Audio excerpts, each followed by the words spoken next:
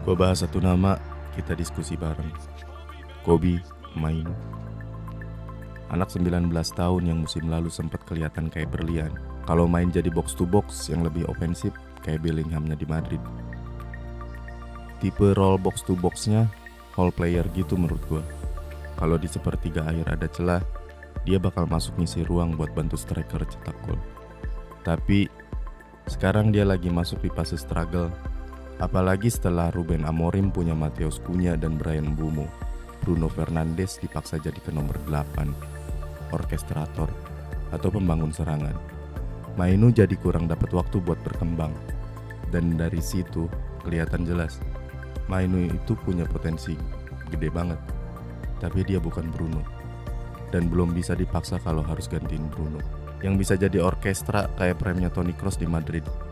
Nanti bakal gue bahas di video lainnya soal The King orkestranya Toni Kroos. Kenapa Mainu lagi struggle di MU? Oke, ini bukan masalah kemampuan. Secara teknis, sentuhannya Mainu bagus, pergerakannya dewasa, progresi bolanya rapi, dan yang paling penting, dia tenang kalau lagi di press lawan. Tapi Mainu bukan tipe orkes, dia bukan pemain yang nyari posisi buat kasih killer pass, jadi pemicu tempo di sepertiga akhir, atau aktif bikin peluang melalui vertical pass yang bikin bahaya. Itu DNA-nya Bruno Fernandes. Mainu justru briliannya itu buka ruang, pass and move dari kotak pertahanan sendiri sampai ke kotak pertahanan lawan.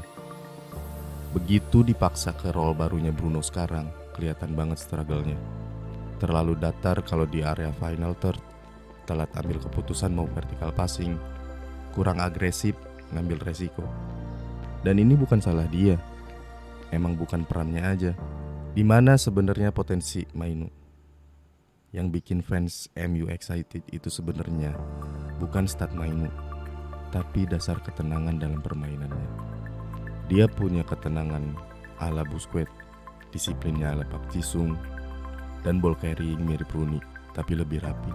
Mainu itu pemain yang kalau diduetin sama DM yang kuat, apalagi DM modern, misalnya Casemiro musim ini, atau Anderson kalau jadi dateng, dia bisa berkembang jadi gelandang box to box dengan IQ tinggi, bukan jadi pondasi yang kokoh ngancurin lawan, atau yang diem tiba-tiba kirim umpan jauh setengah lapangan. Kenapa Amorim tetap maksa dia buat jadi orkestra?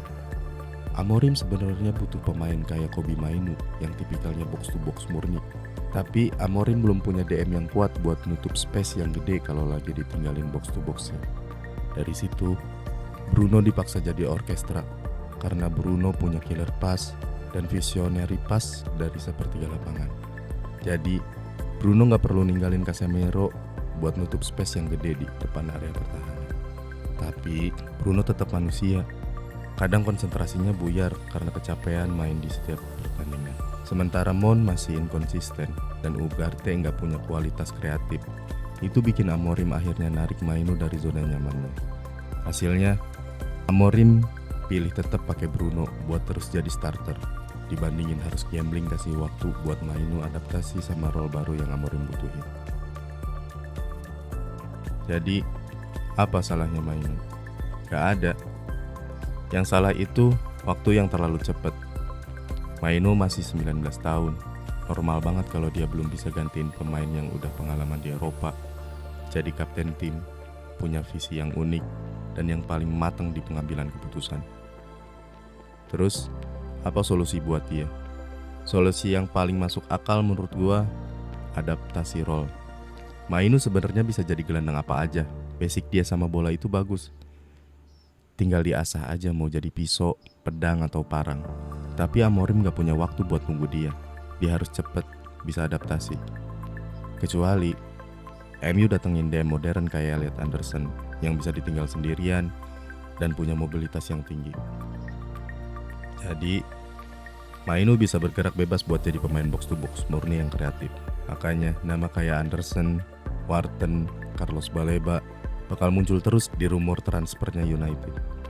Karena MU emang butuh pondasi di belakang, entah itu Bruno yang main ataupun Mainu. Kesimpulannya, Kobe Mainu itu punya potensi, serius. Potensinya gede banget. Tapi sekarang dipaksa adaptasi buat hal baru yang bukan murni dari DNA-nya. Dia bisa bantu gantiin Bruno sesekali, tapi Mainu gak bakal kelihatan spesial kalau harus mulai dari awal.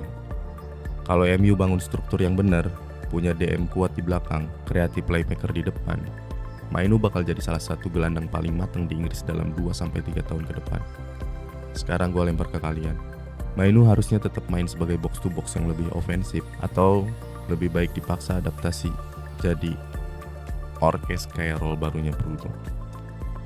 Tulis pendapat kalian. See you on the next frame. Bye.